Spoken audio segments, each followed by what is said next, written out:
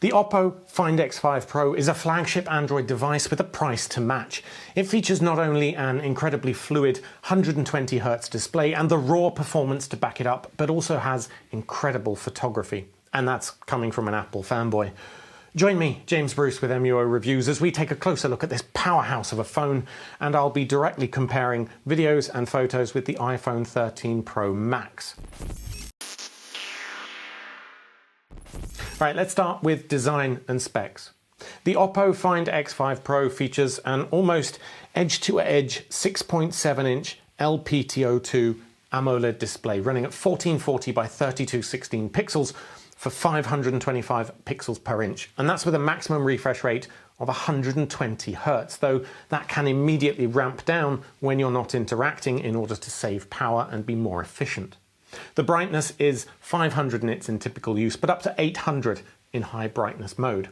It features smooth, rounded sides all around, with a pinhole cutout for the front camera and an in-display fingerprint reader. Internal specs include the new Qualcomm Snapdragon 8 Gen 1 with Adreno 730 GPU, and the model we tested has 12 GB of RAM, and this all comes in a fairly lightweight 218 gram or 7.7 ounce package.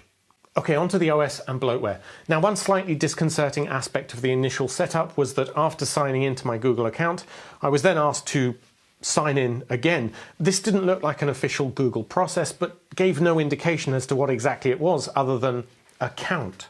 It was only after reading the terms and conditions that I found out that this was actually for a third-party app store called ClickTap. Nowhere on the install screen was that indicated, and this felt like a really dirty trick to get users signed up to something they more than likely don't want.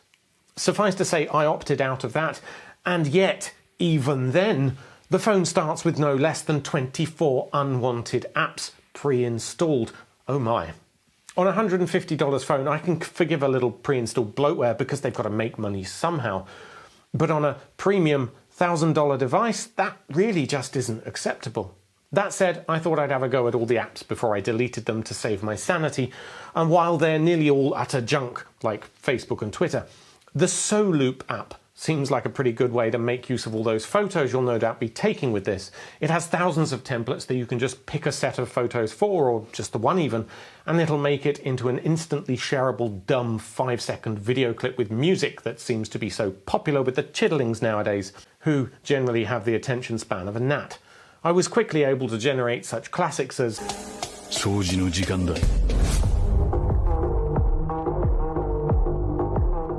and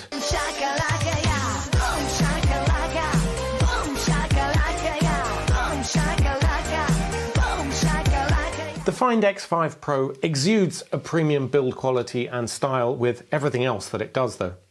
The rear is a chrome metal alloy that loves fingerprints and reflects everything, though you get a basic case included in the box, and it's also available in ceramic white if you want.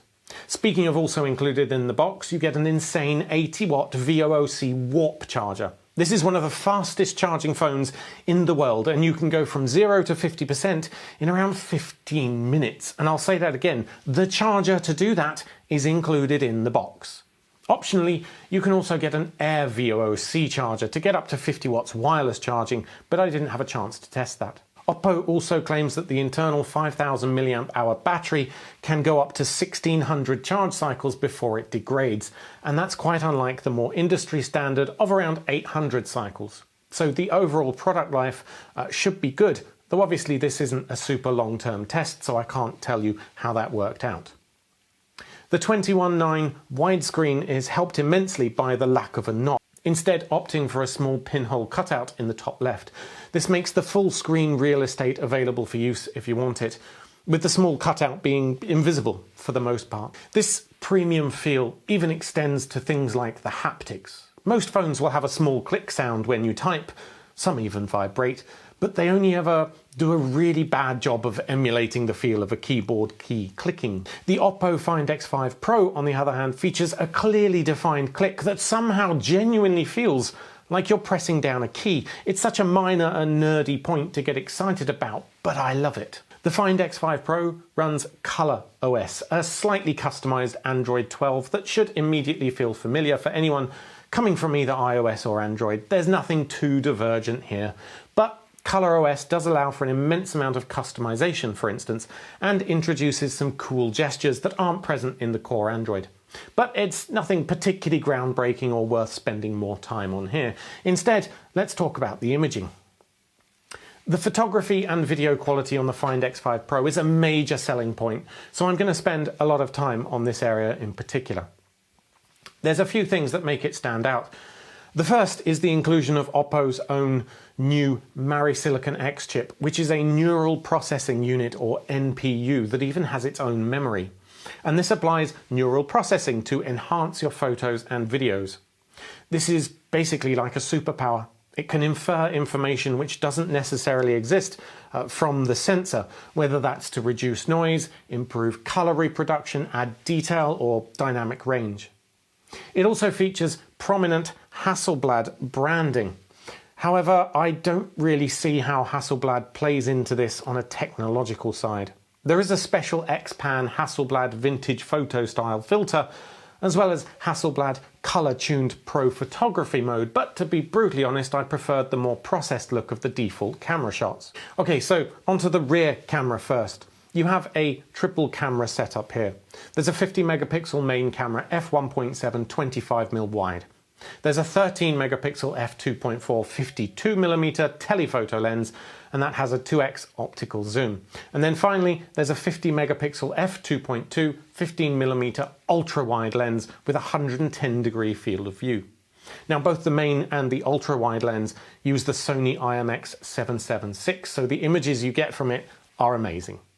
I'm going to be showing you some samples compared extensively side by side with the equivalent shots from my iPhone 13 Pro Max, because they're both the same price and fairly comparable specs otherwise in terms of power. So we are testing out the smoothing capabilities of each one. It's not a special Steadicam mode, it's just the camera's built-in stabilization. This is on the wide angle camera. Both are being shot at 4K 60 FPS.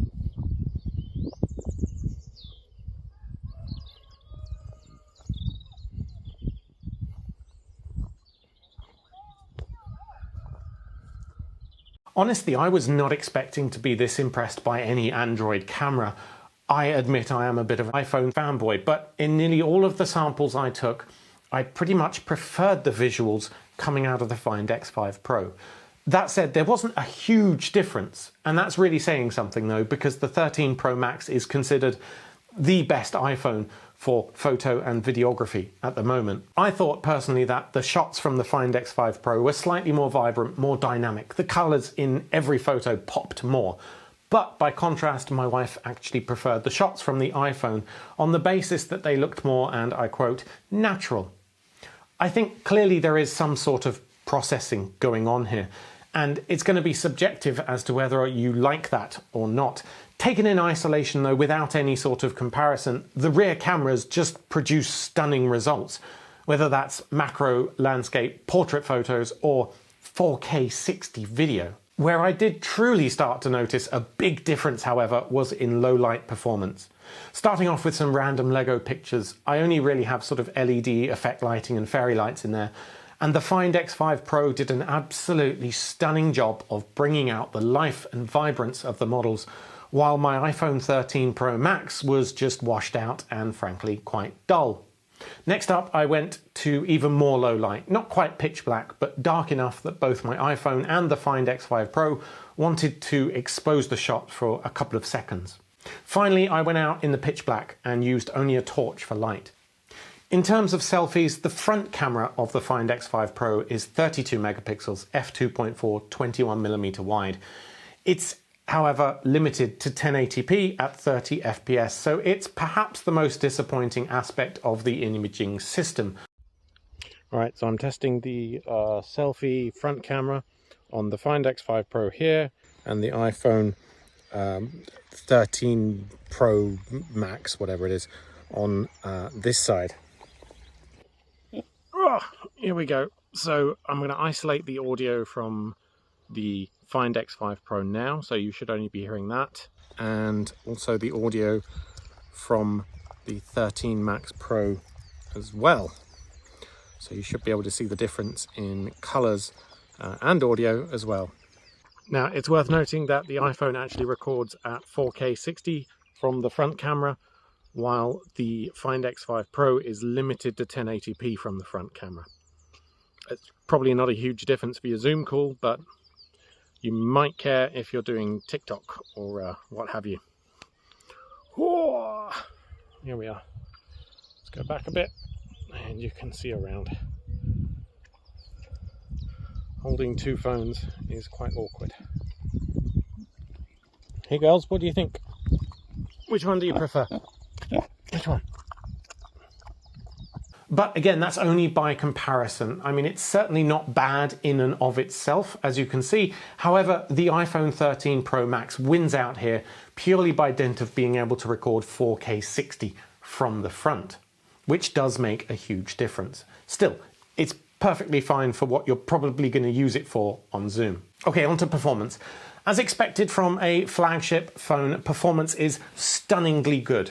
The 120Hz refresh screen is so utterly butterly smooth. I don't even know if I can go back to a screen that isn't 120Hz again. And you really notice it here. Everything in the UI is smooth and fast, and load times are non-existent, and it just feels great throughout the core OS user interface, which shouldn't be underestimated as to how much of an impact it will make on your experience with the phone. Some will say, oh, the 120Hz, that's only good for gaming. It's not. I don't game much, and it still just feels fantastic. It doesn't matter how fast you scroll, it will keep up with you. In terms of raw performance, it doesn't quite match up to the iPhone 13 Pro Max, but it does outperform nearly every Android phone out there. It's certainly up there with the best, and it provides more than enough processing power for any task. By the numbers, PC Mark worked 3.0, the Oppo scored 11,181, and for comparison's sake, the Red Magic 7 scores 12,737, while the Galaxy S22 Ultra scores 12,860. So not bad at all, and certainly comparable, just not the best Android out there. Geekbench 5 CPU tests.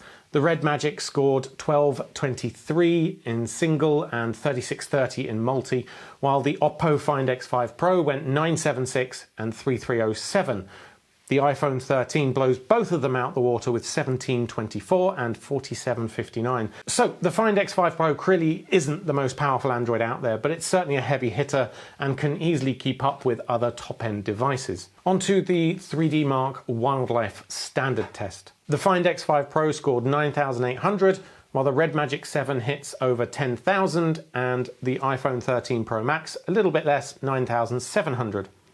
Since the Find X5 Pro blew through those results, I ran the Wildlife Extreme Stress Test, and this also gave me a good opportunity to try out the Glacier Matte cooling pad that Oppo released as an optional extra replacement case. Now, this actually contains a passive cooling gel pad on the inside with a vented plastic case on the rear.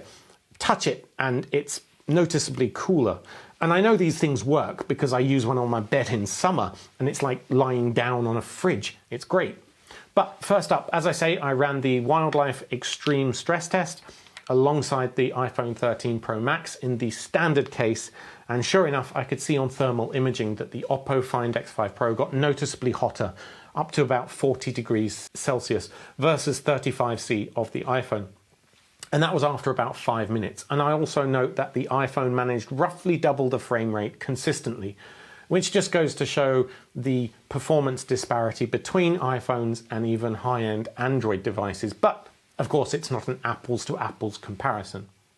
Final results of the Wildlife Extreme Stress Test indicated performance on the Find X5 Pro between sort of 2,550 and 1,613, with temperatures internally measuring 30 to 42 degrees, frame rates from 7 to 18 FPS, and the overall stability of a mere 63%, so it does throttle pretty quickly. The iPhone, meanwhile, did better, scoring at most 2520, down to 2200, and that was with 9 to 25 FPS and an 89% stability, though the temperature data isn't given in the iPhone test. Still, regardless of whether the iPhone beat the Oppo Find X5 Pro, these are still incredibly good performance numbers for a demanding 4K resolution gaming test. Next up, I let the phone rest back to normal and then fitted on the special Glacier Matte cooling case and reran the test. It did perform very slightly better, but only very slightly. Scores range from 2560 to 1617, 7 to 19 FPS, and curiously the temperature actually measured as higher, up to 43°C. My guess would be that the cooling gel pad is able to wick away higher temperatures for a short time, but without an active fan cooling system, it saturates with heat quickly from the stress test, and then actually perhaps does the opposite of what it's supposed to do. It may in fact act as a good insulator compared to the standard case or nothing at all. In fact, the way my bed cooling sheet works is that it's bigger than me. So the heat goes from one area of the mat where I am and supposedly emits it somewhere else. Now, of course, on this case, it's got nowhere to put the heat other than passively off the back, which a phone would do anyway without a case. So for the sake of consistency, I ran the same test again with no case at all, and there was no difference whatsoever. So my conclusion would be that the Glacier Pad looks neat. It's actually just a better case than the one included in the pack, and it may even help to smooth over some temperature spikes, but in the long run it might be detrimental for sustained stressful gaming. If you're going to run something that taxes it this much, you might want to look at more active cooling systems, perhaps one with a gamepad built in. But again, this is a stress test, not realistic usage. So, okay, what's the verdict on the Find X5 Pro? Pre-installed bloatware issues aside, this has one of, if not the best camera system I've seen on a phone yet. And again, I'll stress, I'm an Apple fanboy, so that's not something I thought I'd ever say about any Android phone. Especially in low light, though it is somewhat let down on the selfie camera side. However, the rear cameras produce absolutely stunning images, and it may be due to that magical AI Mari Silicon X chip that they added, who knows.